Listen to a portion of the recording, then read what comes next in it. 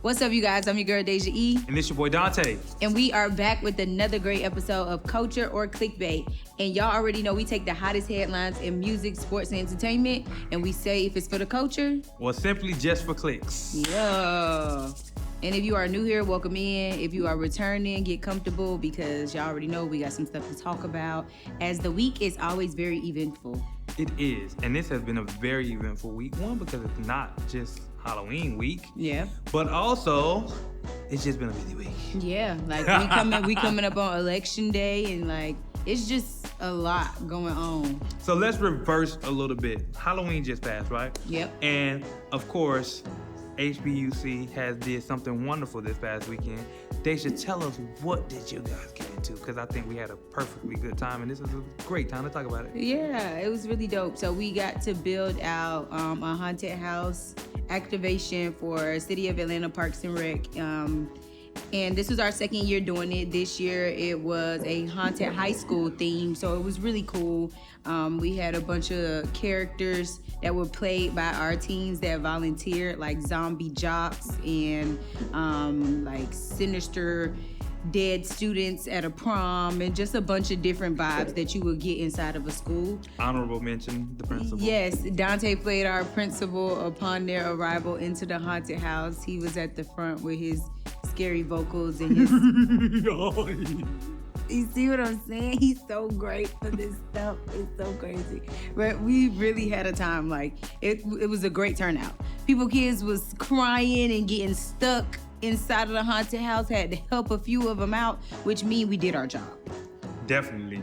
You know, just from being there firsthand, the energy from the moment the kids came into the room, even down to everybody who all hands was on deck helping out with the event. It was just a great weekend and a great moment. It was, for sure. Shout out to you for doing your thing. Thank you. I try to do what I could do when I could do it. Literally, that's the best way to describe it.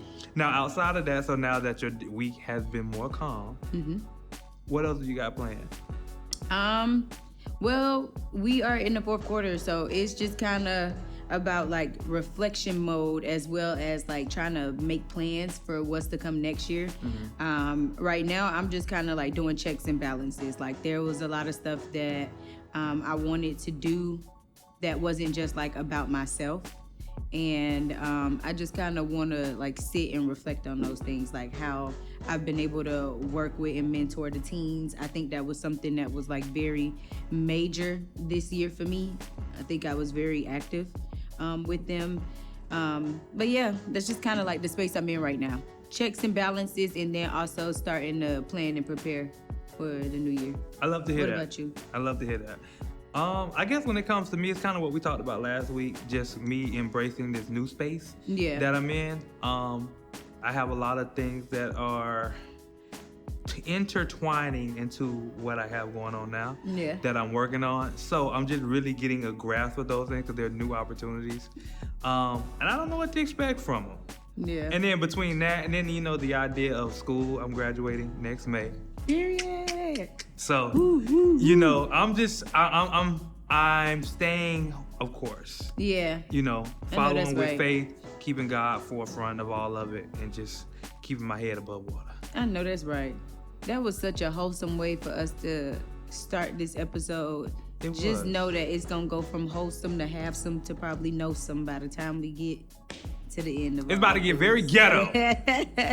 So let's go ahead and hop right into the ghetto activities of the week. Yes, and this first topic definitely is very ghetto because Meek Mill was recently detained and released in Manhattan, New York, because a security officer called the police and said that Meek had a gun on him. So allegedly, when authorities got there, they searched and they did not find a weapon.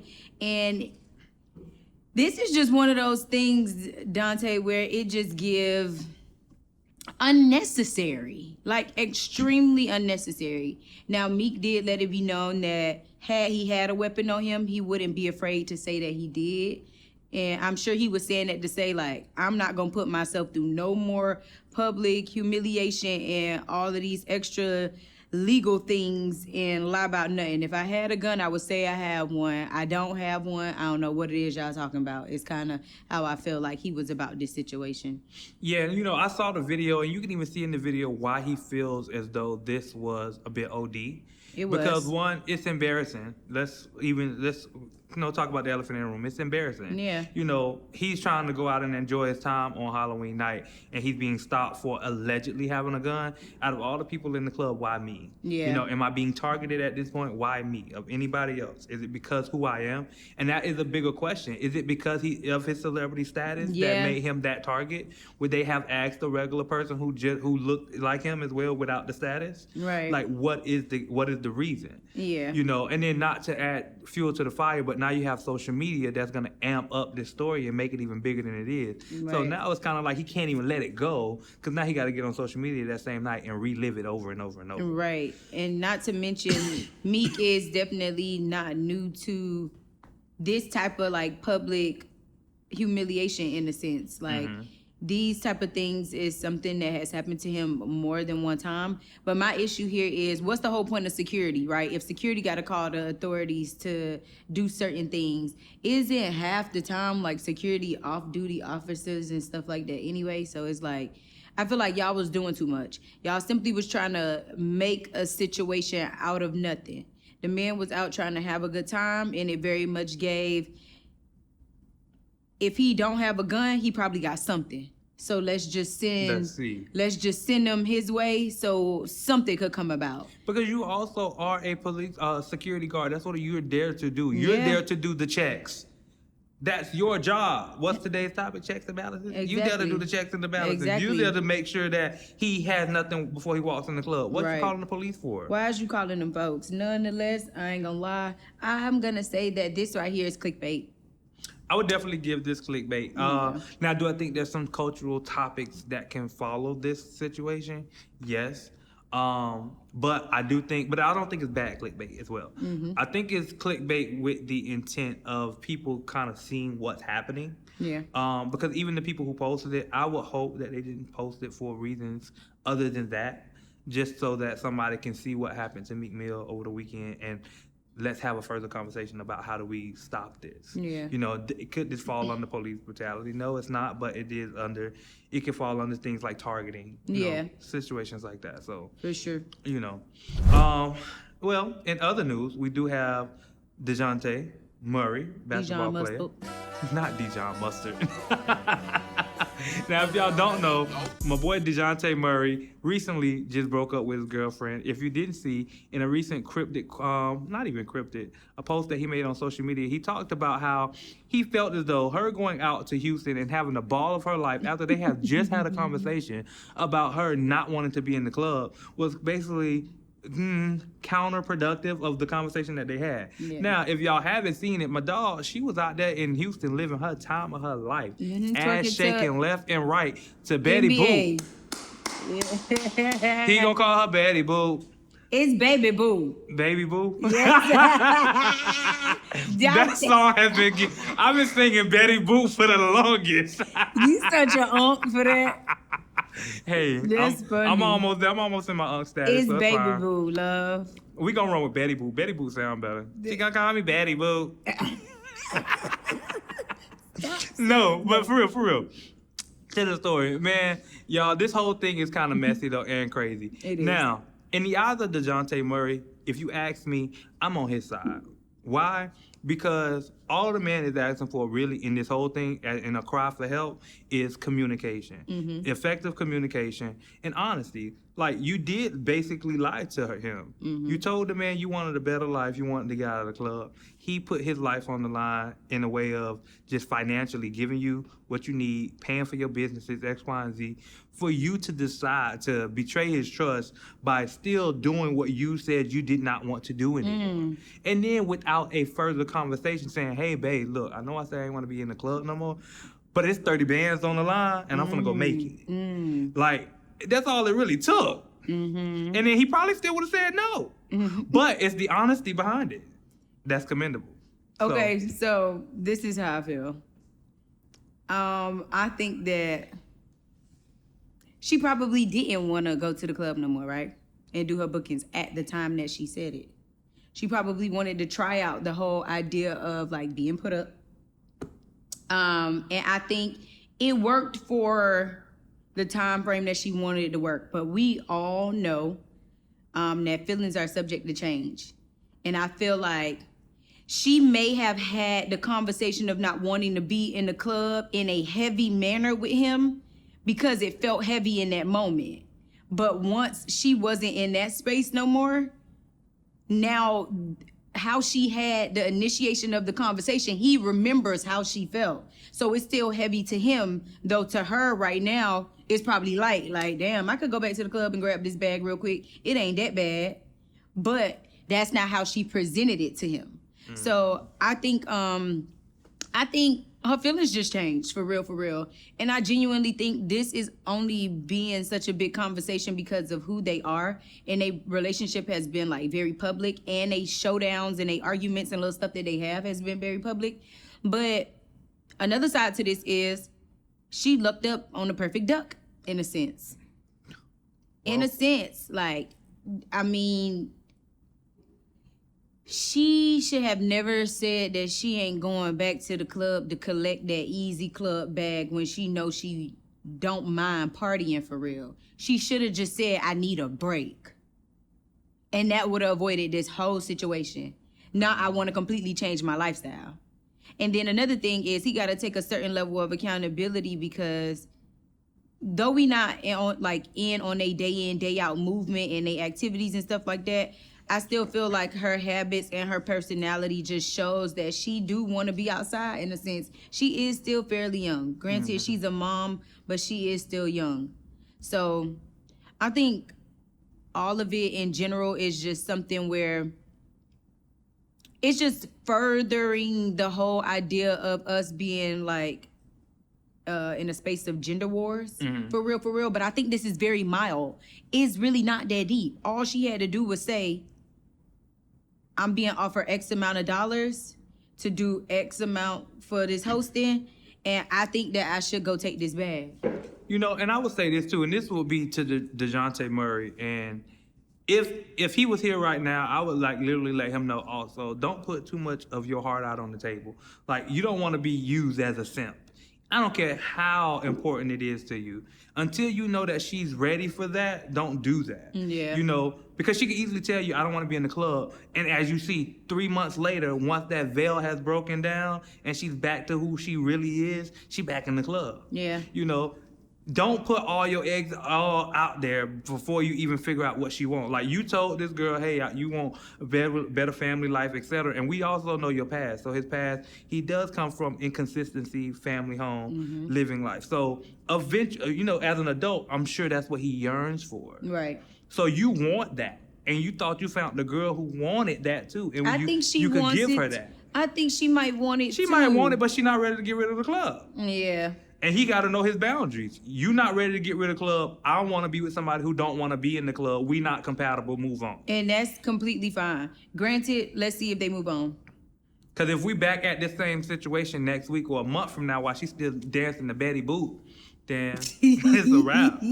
I don't think they moving on, but we shall see, to be honest. P.S. She was just at the Betty Boop concert Stop front row. saying that.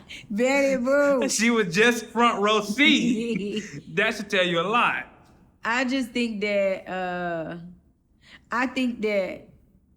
she shouldn't have had this conversation. However the hell she had this conversation with him, she shouldn't have had it. And I think that he should keep in mind that women often have conversations in their feelings, and then their feelings change, and it's a whole nother situation. So as a man, you have to kind of like regulate what you gonna let move you and what you not gonna let move you. And I think that he should have took this conversation from the beginning of time as a grain of salt in general. Yeah. So that's that. I'm gonna say that this right here is definitely clickbait to me, because I don't have like a bone in my body that believe that these two are completely done with each other. I don't. Even with the post, you don't post when you done with people. You post when you want people to see you, i.e., shout out to Trap for that. No, that's true. I would truly say I'm gonna give this clickbait, and I'm gonna give this clickbait on DeJounte's case because not so much clickbait on her because clearly she was trying to hide it. It's clickbait on his case because I feel like he wanted people to see it so that he could get some level of sympathy or even what we're doing now, some feedback to even regulate how he feels. Like, am I wrong for how I feel? Yeah. Now, granted, only reason I say that too because a lot of people in this generation, that's what they do. They go to social media not to really air out their own dirty laundry. They really asking, can somebody help me with this situation? Or sometimes they just simply want to express. I mean, this could work both ways for him. It also could open up his DMs for the type of girl that he really wants to try to slide in. So you better go get her. Find Ciara, because Ciara hooking up all the young ladies with ball players. So she'll hook you up with one of her friends. I'm telling you. Nobody done got put on by Ciara. Coco Jones done got put on by Ciara. Ciara might find you a lovely young lady. Yeah, Glow probably got put on by Ciara. We don't know, child. The girls is girling. Okay. Now, Dante, we have to also talk about the fact that Diddy has been sentenced to 50 months in prison. He has served 2 years already, and that is about, what, 4 years and 2 months?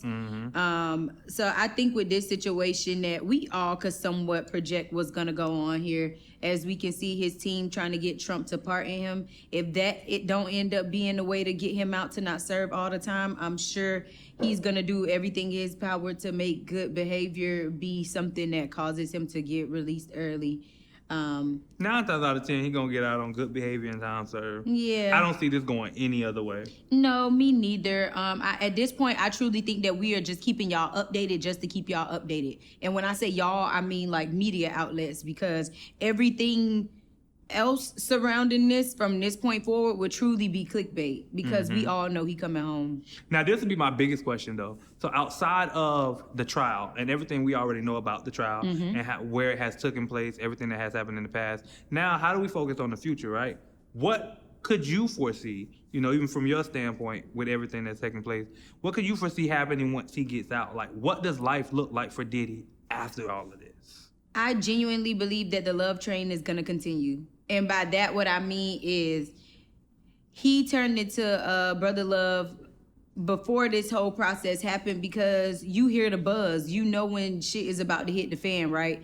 That's one side. He also could have really been doing the self-work at the same time, right? So he was already damage controlling prior to. Then everything hits the fan and all of your dirtiest of secrets start to come out. He's been embarrassed to the level that he can be embarrassed to me at this point. The highest level of public scrutiny, he done been through it. So I feel like the only thing to do once he does come home is to completely lean into like love really is the key to everything. And he has had this great awakening by sitting with himself and getting to hear the testimonies of people in the court and finding out how he was making these people feel and all of this. I feel like he's going to use all of this as fuel to continue his love campaign, which could A, be PR, but B, also real work, real time with him and God. I don't knock all of them for being a thing, right? I don't. But I don't see Diddy having like a different plan once he get out here. Like, it's gonna be the love train continues. He might just lean into it even harder now. I can truly see that too. And to your point, the whole idea of him being at his lowest low at this point, there's nowhere else for him to go but up. And when he gets out, I'm sure there is gonna be people who's like, well, I don't want to be involved with you. But then at the same point, there's people who's going to embrace him with open arms. And to those people that embraces him, he's going to build with them. And he's probably going to build even stronger. Because once again, I forgot who said it during the beginning of his trial. It could have been Kelly Price or somebody else. But it was the idea that, how God does his work. And this is one of those situations. He's down. Yeah. There's nowhere else to kick him. You have embarrassed him to the worst level. Like all of his secrets, all of his dirty laundry is aired out. So now when he come out, he can be his full self without anything. It ain't nothing to hide no more, because everything has truly been unveiled. But even bigger, he could have got caught. You don't get caught in the midst of you like doing the acts for real. You know what I'm saying? Right. Like he could have got caught on the back end after doing X amount of work on himself. And that's literally it. Like, and that was shit like, just almost like catch the up final with you. stage. Yeah, the shit final catch up stage with of, you. all right, if you're gonna work past all of your traumas, you gotta get through this. The You final can't stripping. just put this under the rug and it go away. For sure, the final stripping to take you back to newborn status, aka being reborn, and now you have to do all of this stuff again. So I think the love train is gonna continue, and I honestly feel like we have to wish him well on this process. We have to. Honestly, I think this is gonna be the perfect reset for him. And regardless of what happened with the domestic violence and all that, and once again, we do not condone it. No, but not at all. We've seen the worst of people bounce back from situations. Yeah. So Diddy's no different. And then you're talking about somebody who also still has lots of riches and assets. Yeah. That they have resources if they need to bounce back in some type of way. So. And we all music industry. Music doesn't go away. It lives forever. So yeah, he'll definitely find a way to get back on top. Diddy gonna probably always be Diddy. And my dog Carisha gonna be like right there, like, go Poppy with her son. That's so funny. Now, Dante, is this for the culture for you, or is this clickbait? I'm gonna call this cultural. Only reason I'm gonna call this cultural is because we've been following this situation for so long. Everybody wants to know how it ends, honestly. And that's why I'm gonna say it's cultural, because this is gonna be in the history books. It is gonna be something that is discussed, but I'm gonna call this right here in particular clickbait, because we all kind of seen it coming. We just got to watch it be drawn out in front of us. But even telling us what the sentence is, knowing that he ain't gonna really serve the sentence, is just like clickbait at its finest. I ain't gonna lie. To be honest. I do feel like there's a little piece of this that's kind of just like, all right, we just going through the motions at this point. We already know the outcome. We've been going through the motions of this for a minute. We to already be honest, know the outcome. And that's why I say it's clickbait. Literally. Now, some other things that maybe for the culture or clickbait, depending on how you look at it, is Miss Kamala Harris and Joe Biden. So recently, Kamala Harris did a interview with the Diary of a CEO on YouTube, where she talked about her relationship status right now with Joe Biden. She talked about a few other things as well. But one of the biggest things that stood out to me was that. Why? Because she felt as though, for a long time, people thought that she was putting up a united front with Joe Biden, as if they were on the same page. But in reality, they really weren't. And she expressed that in this interview, where she stated that there was one particular moment where he called her right before her debate with Trump, and he made her feel very small. He questioned her loyalty to him, and he questioned other things that happened within the campaign that she just felt was very reckless to talk about right before a big debate like this. Yeah, just throwing as her if off her he was A-game. looking to sabotage her debate.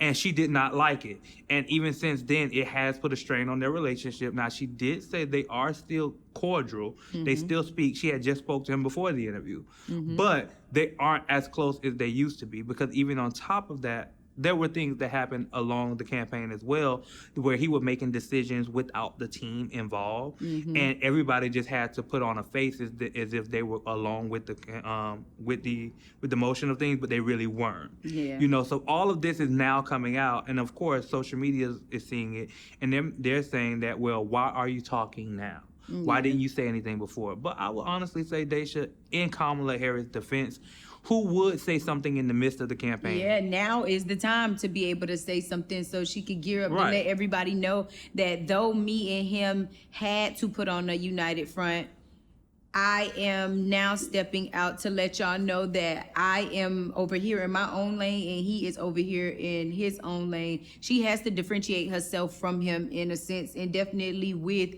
the fact that coming back around to another presidential election, if she is going to run again, she does need to create like her own identity for real. So I don't see the issue with it at all. But even bigger, TT Kamala, we knew y'all was in the united front. We could see it. Y'all gave awkward.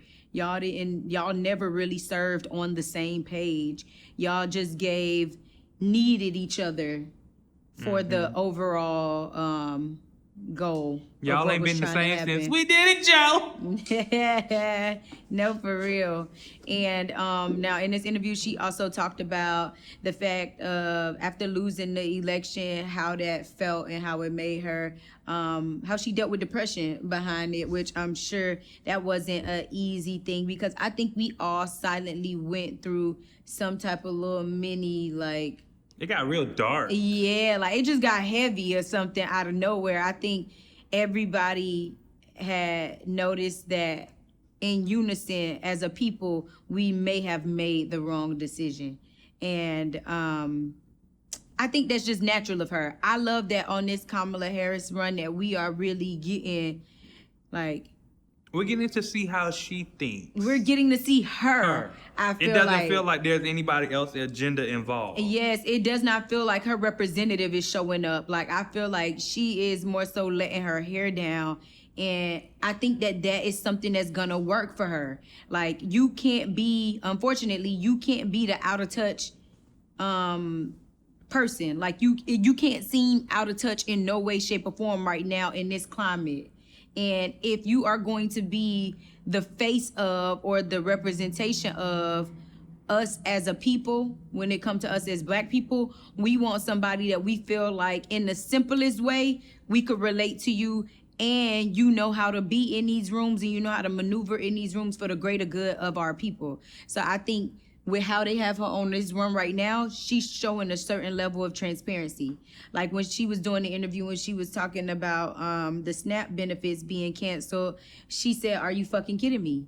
And it's like, yes, because this is truly one of those moments where it's like, cut all the political bullshit. This is some foolishness. Right. And I think that type of aggression, I think the American people kind of need to see from her to know that she got that dog in her too. Yeah.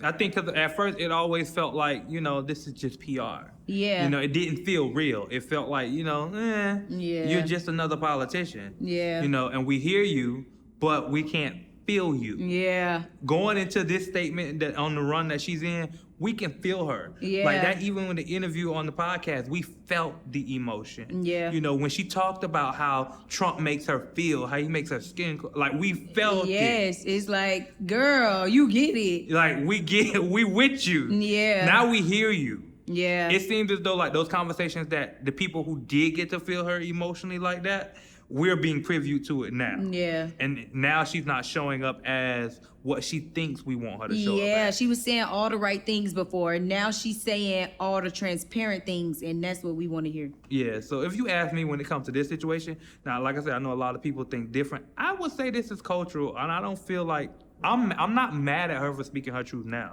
Yeah, Because one of the conversations that I saw in the comments were people saying, yeah, well, why are you speaking now? Why have you waited? Blah, blah, blah. So going back to my point I made earlier, this is the perfect time. Yeah. Because she don't have to hide behind Biden's agenda, and she can have her own agenda. Plus, if she would have said all this during the campaign, would it have changed anything? Right. Or would it actually made it worse? It would have made it worse. It would have made her seem like she's not a team player, and another reason why you can't rely on a Black woman to run the world is all it would have turned around to be. So I think she's speaking out at the perfect time. Mm-hmm. I agree that this is for the culture too.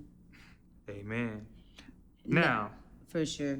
We have to talk about, which we kind of segue into it by talking about Kamala Harris, but we have to talk about the fact that SNAP benefits have been canceled as of November 1st. All of this is coming behind the government shutdown, and this is just one of those things where it's like, for any and everybody who feel like this does not affect you directly, you're part of the problem. I think that this is one of those things where us as a people have to figure out how we can sustain and or support each other through this time. And if you aren't thinking about things from that angle, you are the problem. mm-hmm. Because I genuinely believe that everybody is one check away, one layoff away, like one deposit not clearing away from your life changing.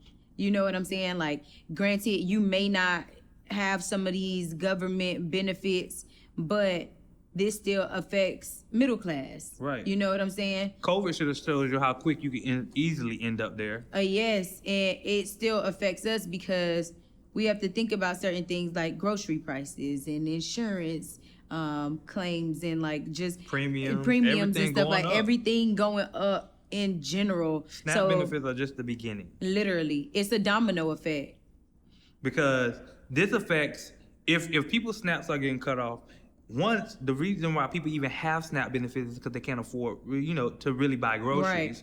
So if you cut that, then what you think happens to the grocery stores? People are not shopping as much. And even as bigger, much because they can't afford it. SNAP was also created with the intent to make sure that children had food. Yeah. So it's and I think WIC is also a part of this whole situation. It is. Think about the mothers.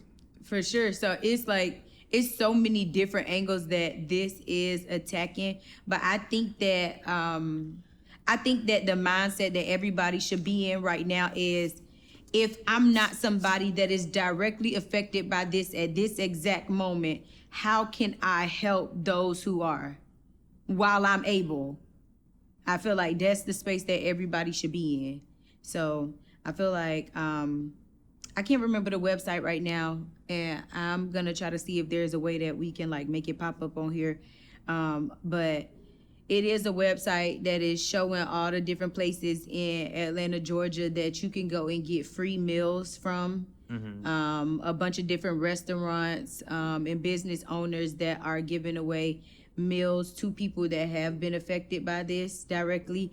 I know stuff like DoorDash is doing things like giving out like 10,000 free meals or something like that as well for people who've been affected by this. But that website, got to find that website mm-hmm. and put it up on this post for anybody that may be watching this that knows somebody that is directly affected by this. So. And if people are not really paying attention, even though we're talking about SNAP, this is way bigger than SNAP. You got to look at how many people UPS done laid off. Yeah. How many people who the government shutdown has affected. Yep. How many TSA agents are not going to work no more because they're not getting paid to be there. Yeah. Like, this is a big situation. And yeah, some people are either one, getting furloughed or promised back pay. Yeah. Those are all working in tandem with this whole situation with SNAP benefits, insurance premiums going up. This is not a good situation. And so everybody's still moving through life as though they're not going to be affected. If you don't buckle down, it's going to come and hit you out of the blink of an eye, and you're going to be like, what happened?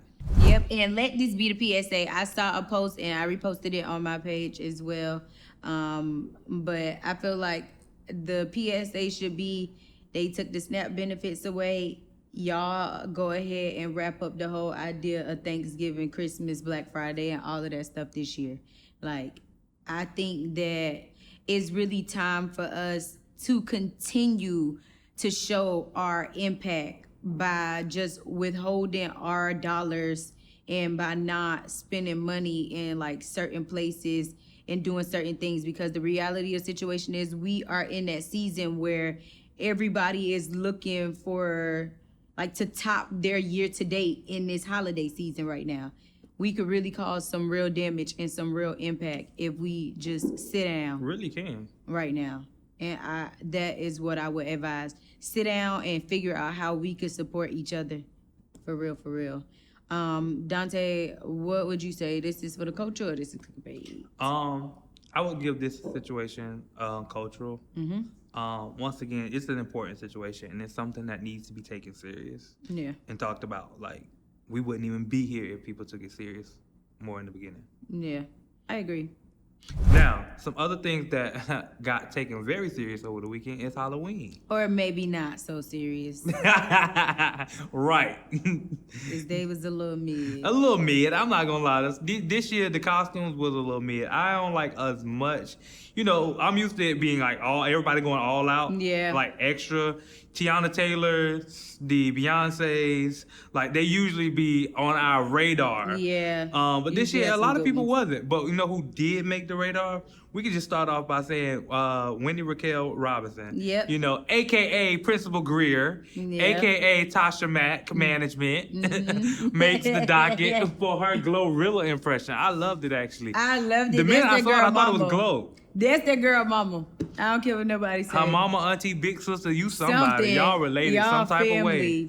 Now, when we talk about Glow, we have to talk about the fact that she decided to be Connie Spalding and give a tribute to Gabrielle Union. So that was cute. Bonafide. Oh. No, we also had Taraji, who decided to give a tribute to Janet, which I feel like she knocked that out the park. I think Taraji is one of my top for this Halloween. One of my other favorites was Kayla Nicole. Loved Kayla Nicole. She did the Toni Braxton video. She did. And I think she did really good, even to the fact that Toni Braxton liked and commented. That's good. You know, and that was really dope. Honestly, when I saw it, I did think it was Toni. I was like, oh, Toni got a little thicker. Yeah, I thought she was remaking her own video at first. I was literally about to say, I love the Kayla Nicole, Toni Braxton look, just simply because, like, she served it completely. Her doing the little choreo, the dress, just everything, I think got the whole... It got the whole look across. I wanted her to sing though. I was waiting on Kayla to drop a few notes. And now you know, She baby, just you did know a she's gonna do a voiceover. Right. Y'all just move that track on over. I'm gonna lip sync. Now y'all know who I really liked? Who? Who caught me off guard? Who? Honey Daniels. Yes, Keke Palmer. That was cute because she actually brought back some of the real actors and actresses that was a part of the movie, and she brought Romeo. Lil Romeo, the little brother. Yeah. The one who played his little brother. She brought like everybody back, and I thought that was dope. One, the type of organization it would have took for you to get all of them back to the video.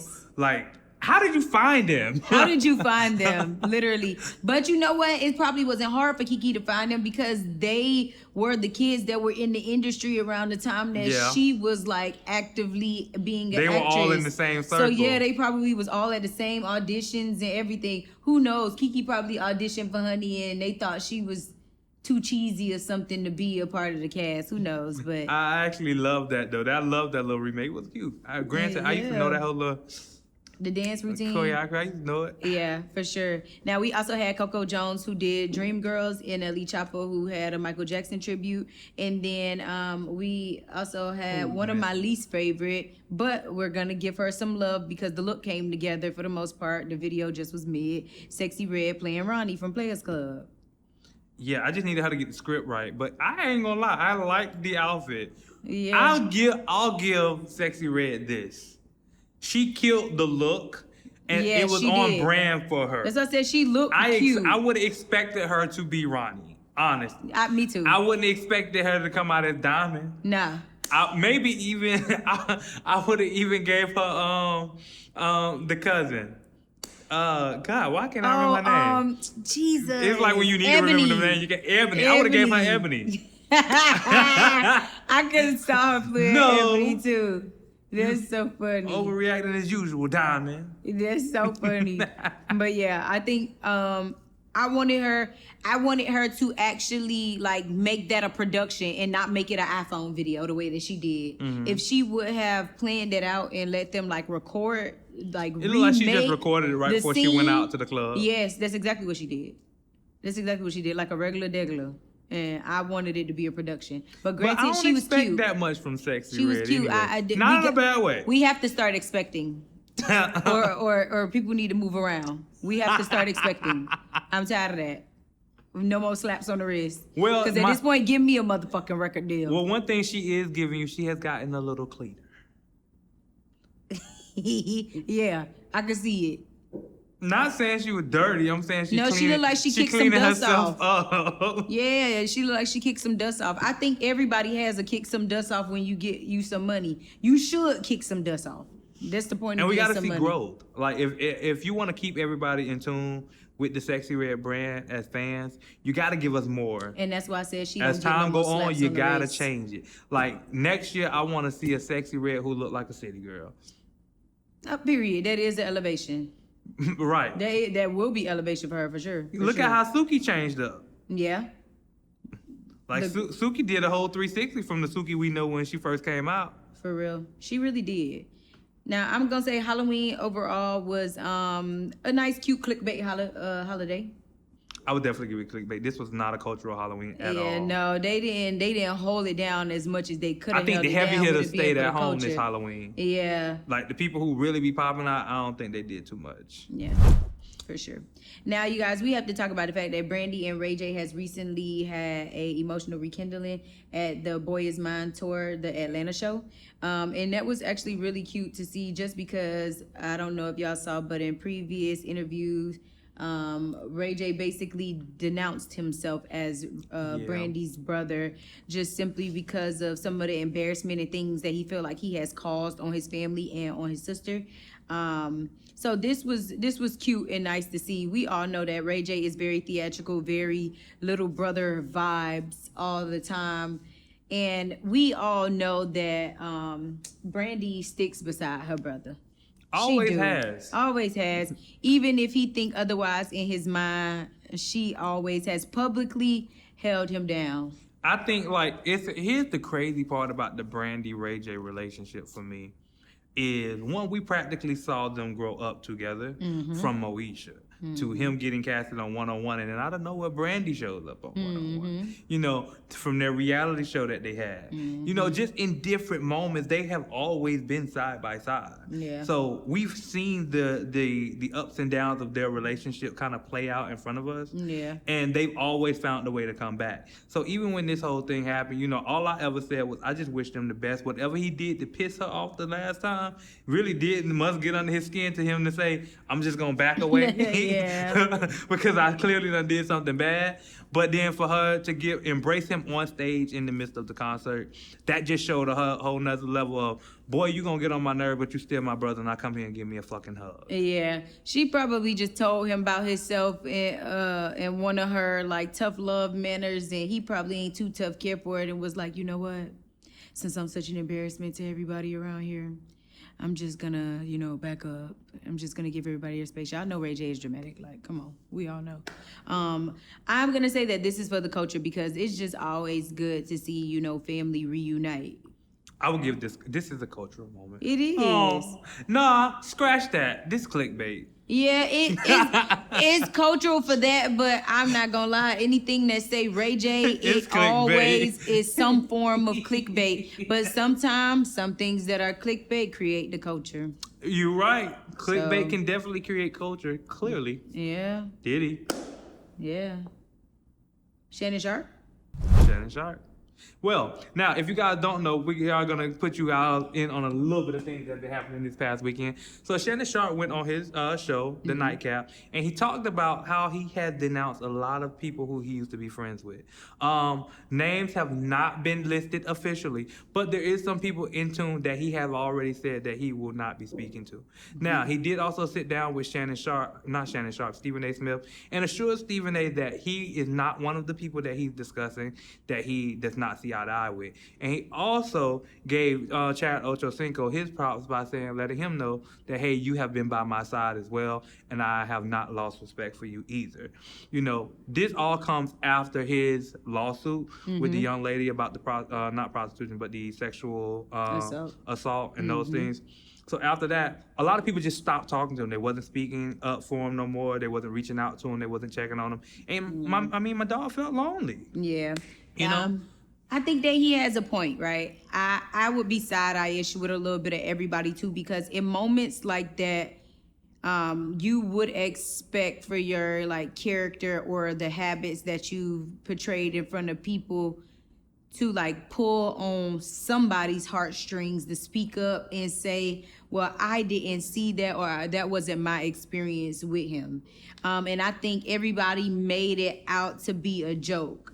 And we have to remember, like, he had like public embarrassment like back to back. He had the live thing happen, and then he had like this come out a few months later. So it was like everybody found him to be the butt end of a joke to something that was actually very touchy and very traumatizing to him. And I think that he thought about the fact that nobody really said nothing. And when it came down to that, it was like, okay, so now I have to separate myself to a certain extent. Now, to play devil's advocate, you have the people on the other side that probably felt like, I'm not going to speak up because I truly don't know what you do behind closed doors. That may not have been my experience with you, but part of this stuff look crazy. When we look at the age difference, when we look at some of the stuff that's being said, when we hear some of the voice memos that's putting out, you gotta understand why one would take their hands off the situation and say, I have the option to say nothing at all. Because only people know what they are doing in their lives as well. Mm-hmm. So say, for example, I speak up and I'm however old and I done dealt with a 20-year-old, you know what I'm saying? Now your stuff start coming out. And now my stuff coming out because I'm speaking up on your stuff. So it's like everybody kind of got to play their cards and be mindful of how they live their lives too. So I feel him. I would be looking at people's side eye is true, but I also understand why people didn't speak up as much because I'm sure a lot of them have dabbled or straddled the fence or the line of a lot of things that are uncomfortable or considered distasteful in this day and time. Now, I would say this, because one of the things that he did, though, stress about is it wasn't just about them not speaking up publicly. Nobody called to even check in. Yeah. So y'all went from calling my phone all the time to not at all. Yeah. Now, journalist Jason Whitlock went on his site and he let it be known to some words of choice to Shannon Sharpe. And he let him know, he said, hey, these people were never your friend to begin with. Yeah. So you were foolish enough to even think y'all were real friends. Right. And even one step further into that, he stated that, you know, once these people see that they can't use you for clout, the friendship is gone. Yeah. Now, what I would say in that situation is I agree. Yeah. I agree to an extent because what that should have did for Shannon Sharpe is the moment for him to reevaluate his friends or people he consider friends as who are really for me and what was my relationship really with you anyway? Right. Like, were we actually hanging out together, doing all these things, being friends? Or were we just cordial at work? Right. Because if that was the case, I would have been foolish enough to think you was going to call me anyway. Yeah. You know, if you would have, great. But if you didn't, no skin off my back. And we have to understand that that is actually more of a common thought than it is in the workplace. Like, everybody is maneuvering around more so with the thought process of we just here to get the job done, not y'all my friends. Right. You know we collaborate, like, we doing what we got to do. We all got the same things in mind, but we ain't friends. Right. We might hee ha ha. We might link to have a couple of drinks, but the root of us having drinks is to talk about business decisions. You know what I'm saying? We not really friends. We really are business partners, or we really are associates, or we all like work together or work in the same industry for real. But the friendship is very slim out here. So, Unc, sorry that had to be your experience, but I think he's old enough and should know enough to understand that it's very rare to have real, genuine friends out here, and definitely in this industry. I would even tell them not even take it that hard, honestly. No, you know, I would too. Take it with a grain of salt, let it be what it is. It is what it is, move on. You still got life, you still got your job, you still got other things happening. Yeah. You can make new connections, you can make new friends. Yep. There's 101 type of celebrities out there, you can find another one. And you are currently in rebuild phase, so with that being said, uproot and rebuild everything the way you want to rebuild it. So put in who you want to put in, leave out who you want to leave out. So I ain't gonna lie, edit this bitch out, Shannon. For real. Playing like you playing Fortnite. Edit this bitch out. Like Bucky whatever. Buck. I don't fuck with none of y'all niggas. Start clean. Scrap the whole gang. Get a whole new gang. I ain't mad at it. Now, if y'all ask me, I think that was another great episode of Culture Clickbait. What you think? I think it was awesome. Hey! And we're out of here. Once again, that was another great episode of Culture Clickbait. I'm your boy Dante. And I'm your girl Deja E. And you know what we do? We take the hottest in sports, music, and entertainment, and we decide if it's for the culture or just for clicks. You gotta do with the accent. How would I say clicks? Just for clicks. The clicks. The clicks. That sounds like what you want me to say. If it's just for the clicks. Peace out.